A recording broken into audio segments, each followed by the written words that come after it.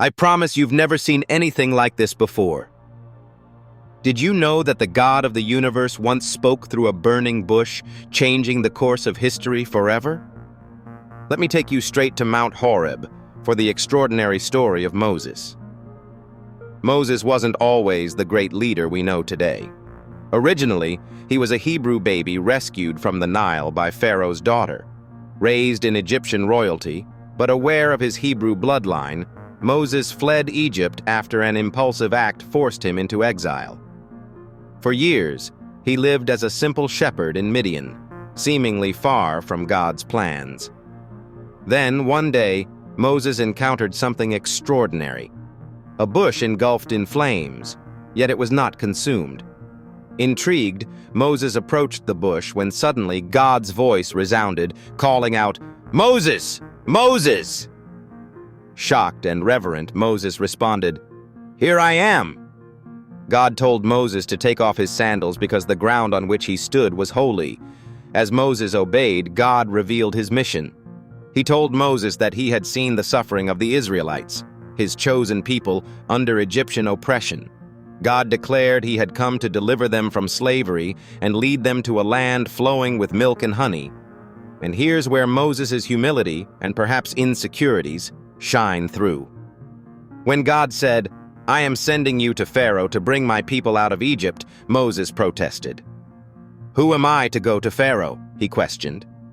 Many of us might relate to Moses here, doubting our abilities and worth when facing a monumental task. God reassured him with these unforgettable words, "I will be with you." But Moses hesitated again, asking, "What if they ask for your name? What should I say?" God replied, "I am who I am. Tell them, I am has sent me to you." These words didn't just define God, they carried his eternal, infinite nature, a reminder of his power and presence throughout all time. Still, Moses wasn't convinced. "What if they don't believe me?" he asked. In response, God performed signs right before Moses' eyes. God turned Moses' staff into a serpent and back again. He made Moses' hand leprous and healed it instantly. These miracles were meant to strengthen Moses' faith and prove the authenticity of God's message to others. Yet Moses doubted again. This time he said, "I am slow of speech and tongue. I'm not eloquent enough for this mission." God patiently replied, "Who gave human beings their mouths? Now go. I will help you speak." Despite God's assurances, Moses asked for someone else to be sent. Still, God's kindness prevailed. He allowed Aaron, Moses' brother, to speak on his behalf.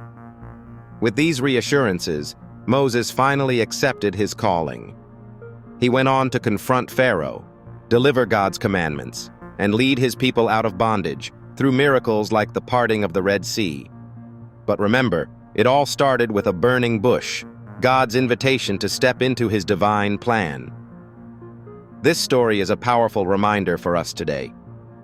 If you feel ordinary, unsure of your abilities, or ill-equipped for what God is calling you to do, remember Moses. God doesn't call the equipped, he equips the called. Just like Moses, you might not see yourself as strong enough, smart enough, or ready, but God's response is always the same. I will be with you. What would you do if God appeared in your life asking you to do something extraordinary? How would you respond? In Moses' story, we see that even in doubt, fear, or resistance, God's plans prevail, and the ordinary shepherds of the world can become history-changing leaders when we lean on him. Don't be afraid to answer the call. What's your burning bush moment?